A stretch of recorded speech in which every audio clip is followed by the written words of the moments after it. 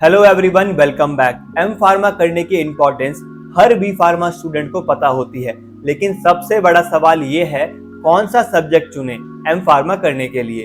अगर आपने गलत सब्जेक्ट चुन लिया तो करियर वहीं अटक जाएगा, कम सैलरी, लिमिटेड स्कोप और रिग्रेट। लेकिन अगर सही सब्जेक्ट चुना तो आपकी लाइफ बदल सकती है, हाई सैलरी, ग्लोबल अपॉर्चुनिटीज और जॉब सिक्योरिटी। आज मैं आपको बताऊंगा टॉप एम फार्मा सब्जेक्ट्स, उनका salary package, scope, demand, dark reality और फ्यूचर ट्रेंड्स, और एंड में एक क्लियर रैंकिंग भी दूंगा ताकि कंफ्यूजन खत्म हो जाए। स्टार्ट करते हैं M pharma from pharmacology. Pharmacology मतलब ड्रग का इफेक्ट और मैकेनिज्म समझना। इसका स्कोप है clinical research, pharmacovigilance, hospitals, government drug testing labs and teaching.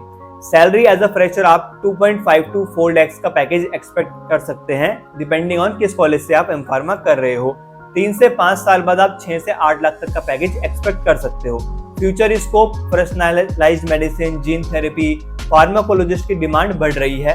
Dark side of this subject is jobs scattered हो चुकी है, रिसर्च में कंपटीशन बहुत है, और क्लिनिकल ट्रायल्स या फार्माकोविजिलेंस में अगर आपको जाना है तो ये सब्जेक्ट आपके लिए बेस्ट है।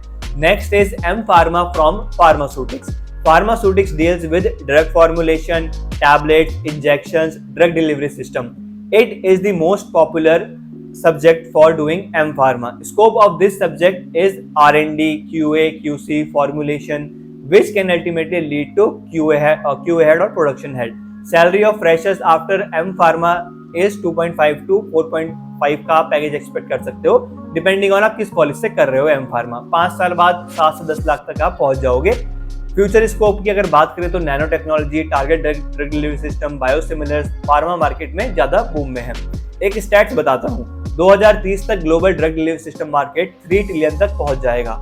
Dark side of this subject is freshers को इनिशियली काफी स्ट्रगल करना पड़ता है, लेकिन ग्रोथ स्ट्रॉन्ग है विद टाइम, विद एक्सपीरियंस। अगर आपको इनोवेशन और R&D या इंडस्ट्री जॉब पसंद है तो ये स्ट्रॉन्ग चॉइस है।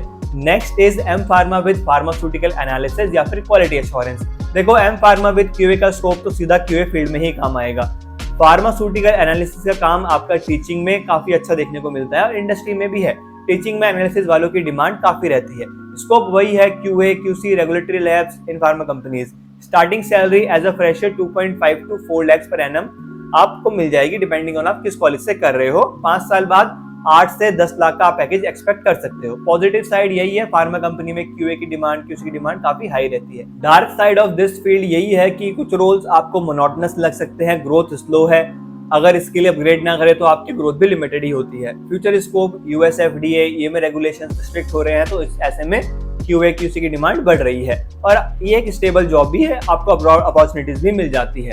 Next is M pharma from pharmaceutical regulatory affairs. Regulatory affairs deals with drug approval, dossier submission, global compliance. Scope is pharma MNCs, US या फिर EU submissions, government agencies. I personally like this field. Starting salary as a fresher आपको 2.5 to 4 lakhs per annum का मिल जाएगी, depending on आप किस college से M pharma कर रहे हो। 5 से 7 साल बाद 8 से 15 लाख पर एनम का आप पैकेज पे पहुंच सकते हो। एक स्टैट्स ये है, इंडिया की फार्मा एक्सपोर्ट इंडस्ट्री 2025 तक 65 बिलियन क्रॉस करने वाली है।